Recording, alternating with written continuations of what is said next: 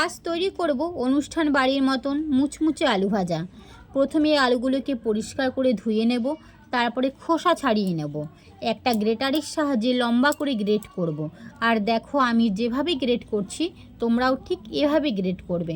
লম্বা করে যদি আলুগুলোকে গ্রেট করা হয় তাহলে কিন্তু দেখতে খুবই সুন্দর লাগবে। তারপরে আলুগুলোকে 3 থেকে 4 বার ভালো করে ধুয়ে নেবে, যতক্ষণ না আলু থেকে পরিষ্কার জল বের হচ্ছে। তারপর কিছু বরফের টুকরো দিয়ে 2 ঘন্টা আলুগুলোকে ভিজিয়ে রাখবে। 2 ঘন্টা পরে জল ঝরিয়ে নেবে। আর জল ঝরিয়ে নিয়ে কিন্তু আলুগুলোকে অবশ্যই শুকনো করবে।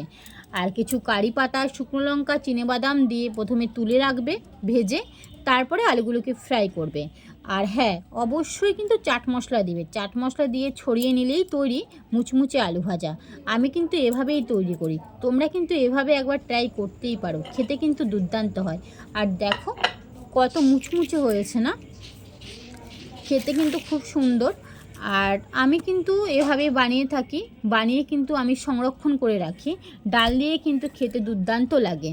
তোমরা কিন্তু এভাবে একবার ট্রাই করো। আর আজকের ভিডিওটা এই পর্যন্ত, দেখা হবে অন্য ভিডিওতে। টাটা।